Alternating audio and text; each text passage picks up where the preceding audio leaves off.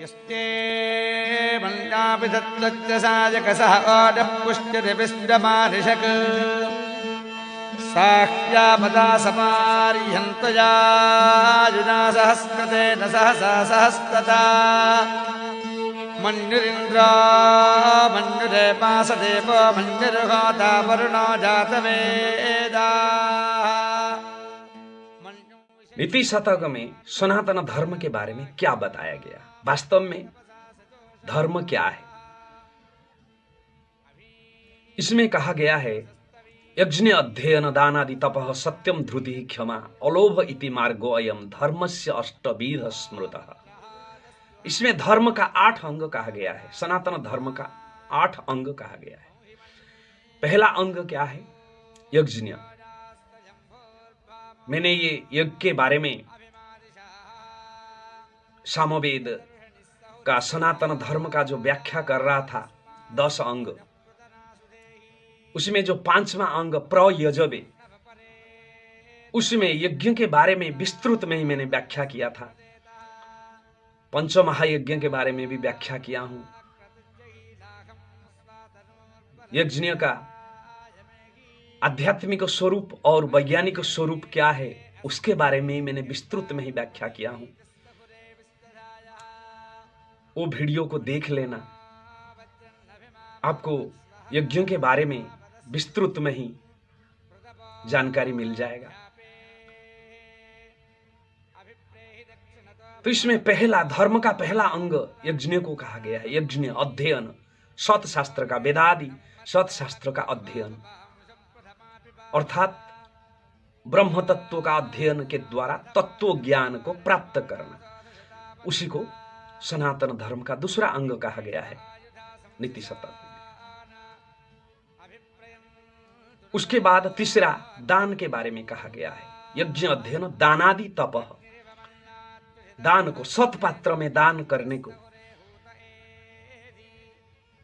सनातन धर्म का तीसरी अंग कहा गया है।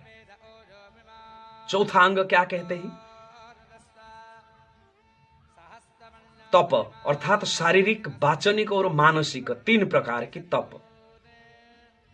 मन में कभी भी गलत मत सोचना, गलत विचार मत लाना, सद्विचार लाना, वचन में कभी भी गलत वाणी नहीं बोलना,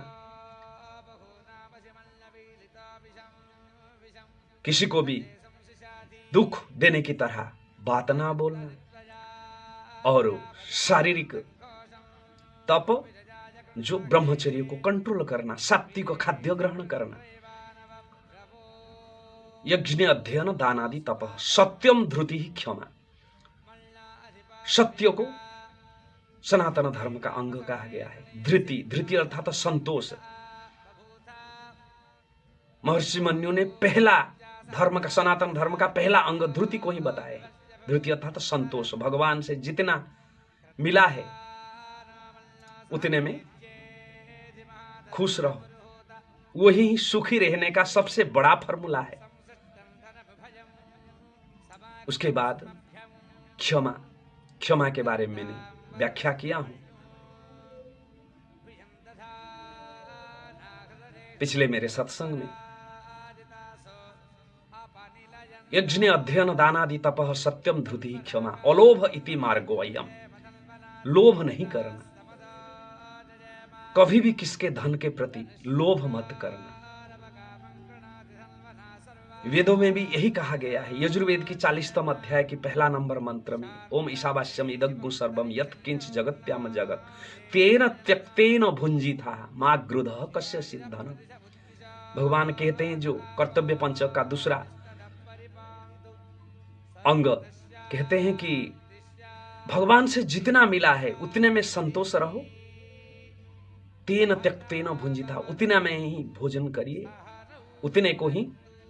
उतने में ही संतोष रहिए, और किसी का धन को कभी भी लोभ मत करना।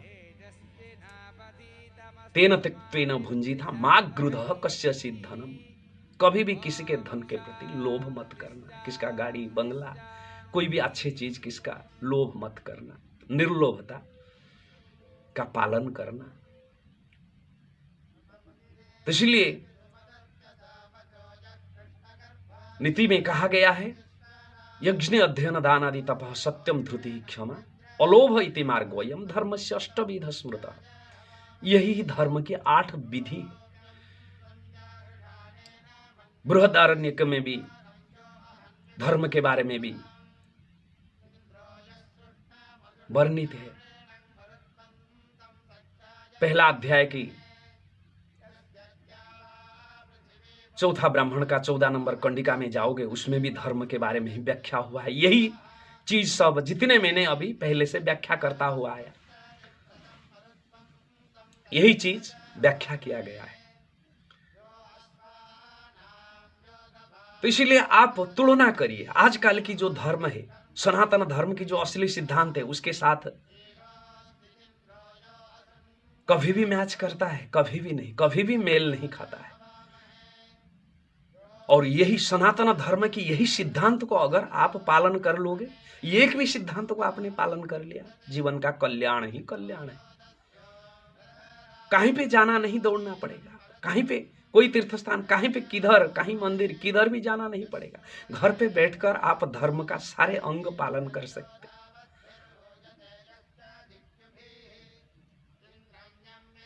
कहीं पे जाने का जरूरत नहीं, मगर आप कृष्ण मृग की तरह भटकते रहते हो। कृष्ण मृग की नाभि में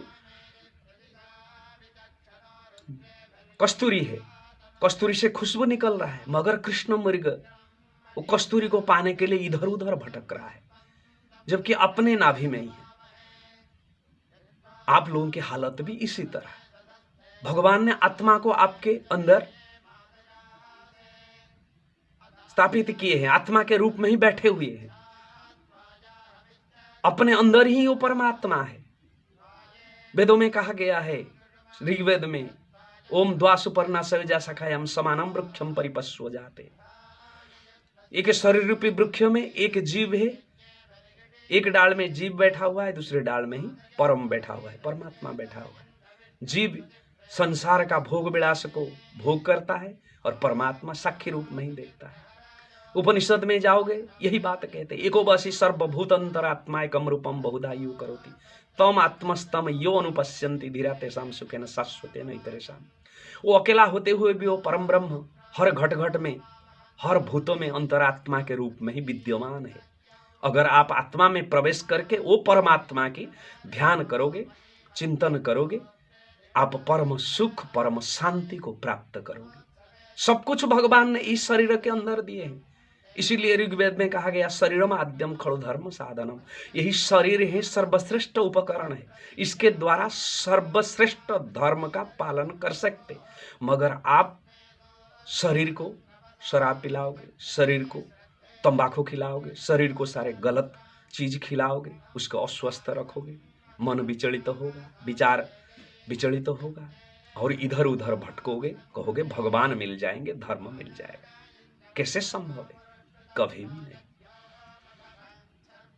तो इसीलिए धर्म का वास्तविकता को जाने और जानकर इसको पालन करें, निश्चित रूप से ही परमात्मा प्राप्त होंगे, आपका कल्याण होगा। वेद क्रांति चैनल को सब्सक्राइब करें। अपना जो भी रिश्ते नाते जो भी है दोस्त लोग, उनसे भी करवाइए। इसके द्वारा सनातन धर्म का प्रचार होगा और आप भी एक धर्म प्रचारक बन जाओगे। निश्चित रूप से आपकी कल्याण ही कल्याण होगा। इस वीडियो को जरूर शेयर करें, दूसरे लोगों के पास पहुंचेगा तो दूसरे लोगों की भला होगा, तो उसमें ही आपकी भला है। ओम नमो नारायण।